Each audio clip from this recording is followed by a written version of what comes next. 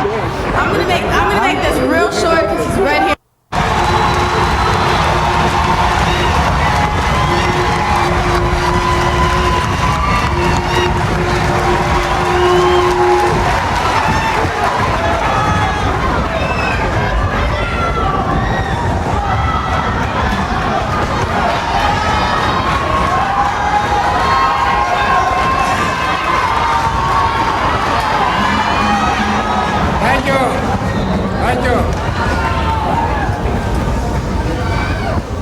You have filled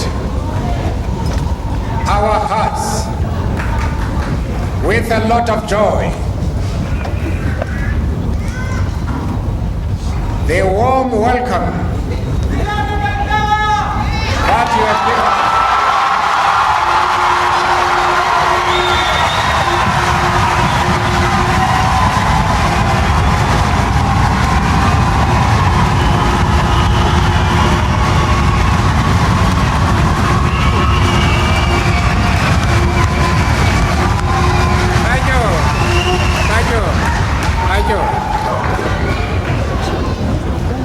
The warm welcome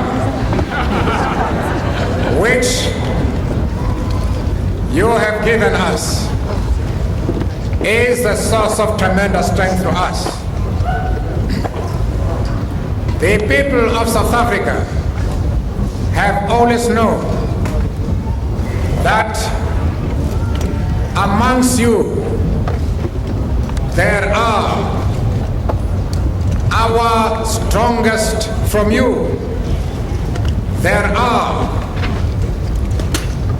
some of our strongest supporters in our struggle.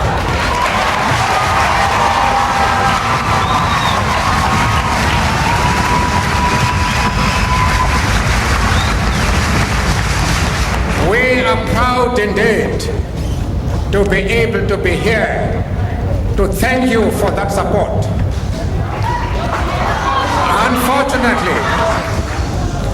Unfortunately, our time is very short.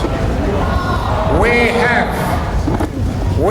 a number of other engagements in our schedule which we must fulfill.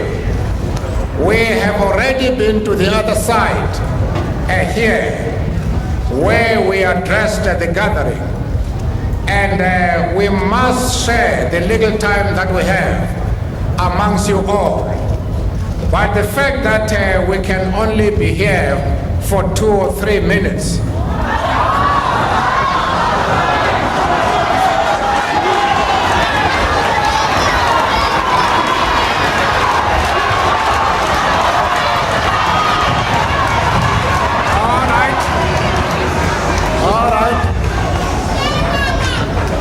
what we have come to tell you here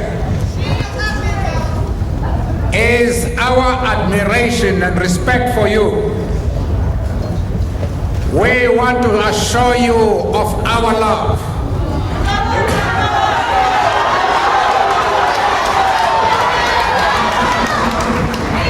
We want to assure you that the African National Congress has been unbent because of your support.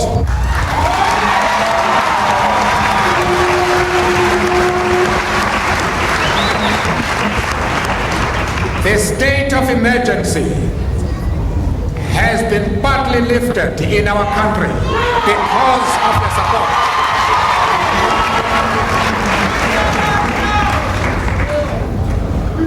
Some political prisoners, including me, have been released because of your support.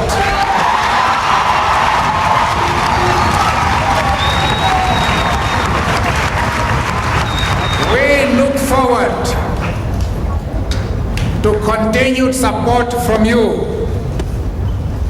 because if you relax now, we will lose all the advantages which have come to us because of the support and the sacrifices you have made over the years.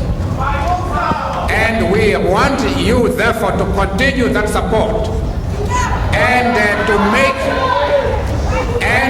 make the issue of the continuation of sanctions a principal one amongst you. We are deeply concerned, both in our country and here, of the very large number of dropouts by school children. This is a very disturbing situation, because the youth of today are the leaders of tomorrow.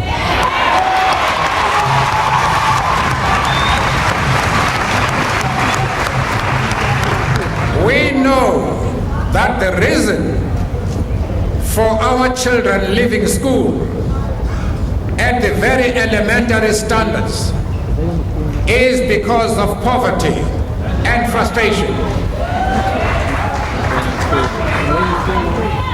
But we would like to advise you to try as much as possible to remain in school.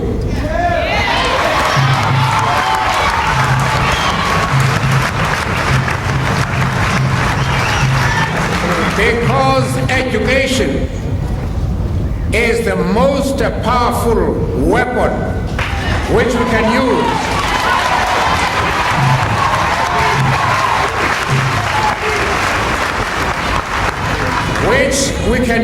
in order to prepare our youth for their role as leaders of tomorrow.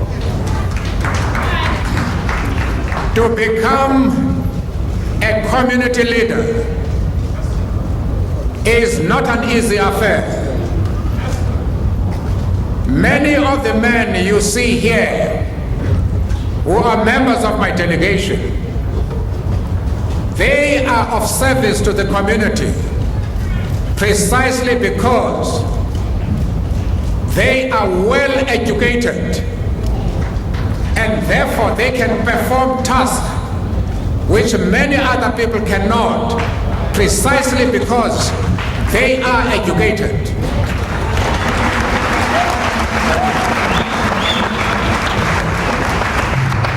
And if our children do not go to school, then they are unable to represent us in future.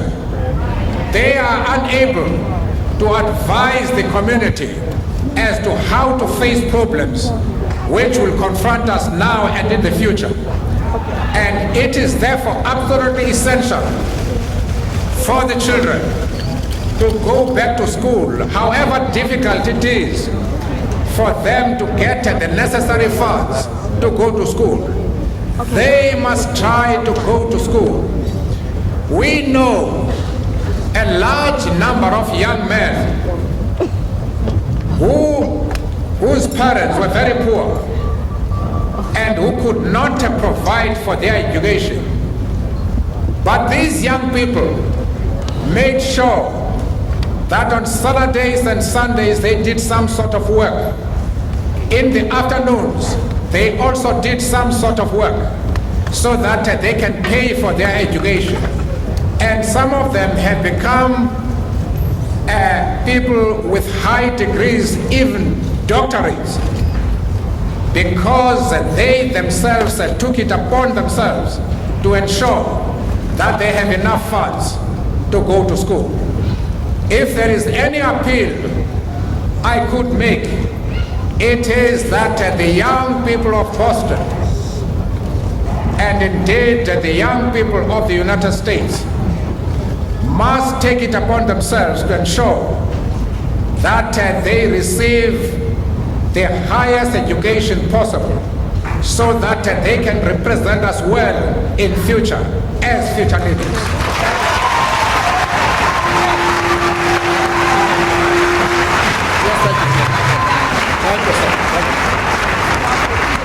And now, of course, I've got bosses here.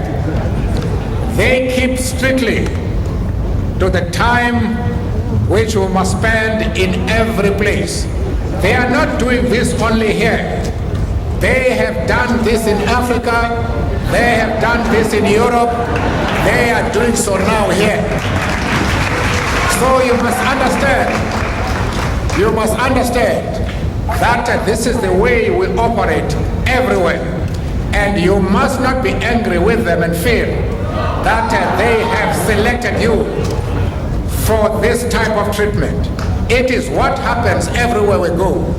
Just remember again what I have said, that we respect you, we admire you, and above all, we love you.